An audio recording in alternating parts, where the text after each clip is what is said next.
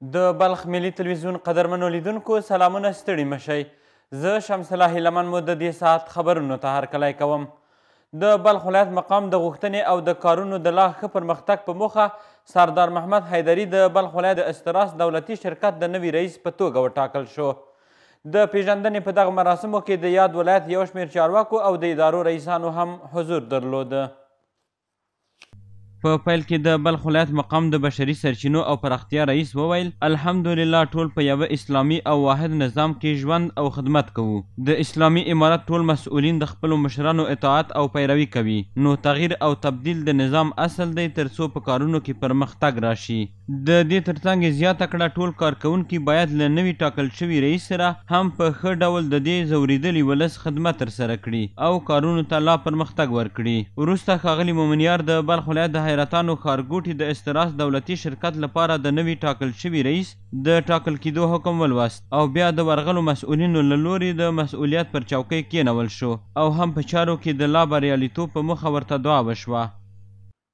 د مزار شریف ښار د شپږمې ناحیې مسؤلین وایي چې د پخوا په پرتله په عوایدو کې 10 سلنه زیاتوالی راغلی دی او د کارونو د لا ښه پرمختګ په موخه یې څو کمیټې رامنځته کړي چې هره ورځ خپل ورکړ شوی مسؤلیت په ښه توګه ترسره کوي. د مزار شریف ښار اړوند د شپږمې ناحیې امر وایي چې د خلکو لپاره یې د لا ښه خدمت په موخه څو کمیټې رامنځته کړي دي چې هره کمیټه په خپل کاري چاپیریال کې خپل فعالیت ترسره کوي. شپږمې ناحیې کې موږ کمیټې جوړې کړي، عملیاتي کمیټې دي چې هره ورځ په خپل وخت باندې هره کمیټه خپل په کار پسې وځي چې هغه کمیټې نظم شهري او دا کرایه موقت دا ټولې یوه کمیټه دې دپاره موږ جوړه کړې څو کسه ساحې ته وځي د پیاده روونه او کرایه موقت دغه شی ټولوي. همدارنګه نوموړي وویل چې د دوی عواید د پخوا په پرتله 10 سلنه ډېر شوي دي چې دغه عواید د مالیاتو، موقتي کرایو د پاکوالي او جوازونو له درکه ترلاسه شوي دي. نوموړي له ټولو خلکو څخه وغوښتل چې د ښاروالۍ د مسؤلینو سره همکار واوسي او د خپل مالیات صفایي په خپل وخت سره تحویل کړي ترڅو په عوایدو کې ډېروالی او شفافوالی رامنځته شي. د امارت په وخت کې عواید زیات شوي دي تقریبا 10%، خو وجه دا ده چې د امارت اسلامي د راتګ سره په ادارو کې ډېر شفافیت اوس موجود دی، هغه د پخوا درغلیو عکس اوس نشته. د یادونې وړ ده چې په دې وروستیو 2 کلونو کې د مزار شریف ښار په ټولو برخو بالخصوص په شپږمه ناحیه کې د خلکو لپاره ډېر حیاتي کارونه ترسره شوي دي چې د امارت اسلامي له دغو فعالیتونو ډېر خلک خوشحاله دي. په بلخ ولایت کې د کرکټ د 10 ټیمونو ترمنځ د انترکلب سیالۍ پیل شوې، خو یو شمېر لوبغاړو بیا په مزار شریف ښار کې د شته میدان د معیاري کولو غوښتنه وکړه او په دغه ښار کې د معیاري میدان نه شتون د دوی لپاره یوه لویه ستونزه یاده کړه. د افغانستان کرکټ بورډ د کورني کرکټ اړوند انترکلب سیالۍ چې دا مهال د هیواد په یو شمېر ولایتونو کې پیل شوي د بلخ ولایت په مرکز مزار شریف ښار کې د 10 لوبډلو ترمنځ رسما پیل شوې. دغه سیالۍ چې موخه یې د وزیر محمد اکبر خان 2مه درجه ولایتي سیالیو ته د لوبغاړو موندنه ده، هر کال د هیواد په ټولو ولایتونو کې ترسره کیږي. د بلخ ولایت د کرکټ مسؤل حاجي ننګیالي حبیبي وویل چې په یاد تورنمنټ کې د بلخ ولایت 10 رسمي لوبډلو ګډون کړی چې پر 2 ګروپونو ویشل شوي، له ټاکل شوي ګروپونو څخه 2 مخکې ځي او نیمه پای لوبې ته لاره پیدا کوي. همداراز حاجي ننګیالي حبیبي زیاته کړه چې دا سیالۍ به په 25 اوریزه بڼه ترسره کیږي چې 15 ورځې به دوام کوي.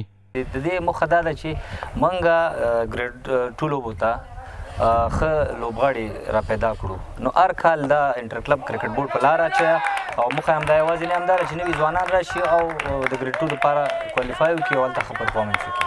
د 10 ټیمه دي، نو د ورځې 2 میچ کې تقریبا 15-14 ورځې دوام کوي، فاینل سره انشاءالله دغه لنډ دي. په همدې حال کې د دولت آباد ښاروالۍ کرکټ کلب مسؤل وویل چې دغه سیالۍ په ډاډمنه او د امن په فضا کې ترسره کیږي او د ځوانانو لپاره ښه چانس دی چې په خپل استعداد ښکاره کولو سره خپلې موخې او هدف ته ورسیږي.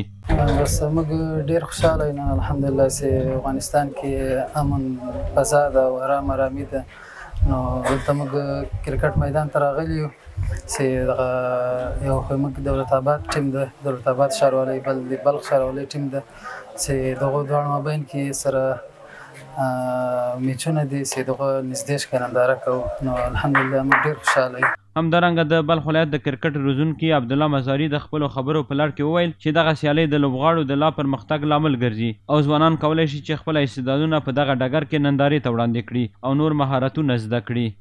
نو زه د یو روزونکي په صفت ډېر زیات خوشحاله یم. ډېر ډسپلین لوبې روانې دي. راتلونکي ته زه د یو کوچ په صفت ډېر پلان لرم. د 14 کلونو دپاره دلته ما ډېر ښه لوبغاړي لیدلي دي. همدغه رنګې فاست بالران، تیز بالران نوي راغلي دي، بیټسمنان داسې راغلي دي او 10 لوبډلې دي.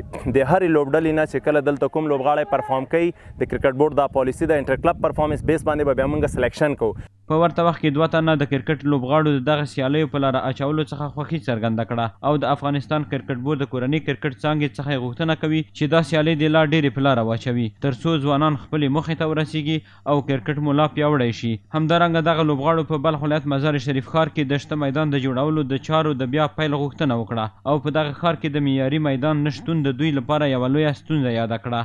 کرکټ بورډ نه دغه هیله کوو چې مزار ولایت خو ډېر مهم ولایت دی.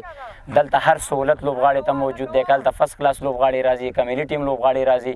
نو دا د افغانستان په ټولو ولایتونو سر کې دی. دلته هر سهولت دی هغه د یو پلیر لوبغاړي لپاره موجود دی.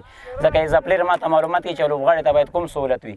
نو کرکټ بورډ نه دا ډېر په جدي خواهش کوو چې موږ د لوبغاړي ته ډېر په جدن سره توجه وکړي. فعلا مسابقات انترکلاب ماست. دیگه میخوایم از کرکٹ بورد بخیر که بعد از این انشالله همین میدان ما را سبز کنه. د یادونې وړ ده چې د بلخ ولایت د کرکټ ادارې په دې وروستیو کې د کرکټ پراختیا او پرمختګ په برخه کې د ښو لاسته راوړنو او د ځوانانو د لیوالتیا د ډیروالي خبر ورکړی. د بلخ ملي تلویزیون قدرمنو لیدونکو دا د دې مهال خبرونه تر بیا مو العمل ښې چارې.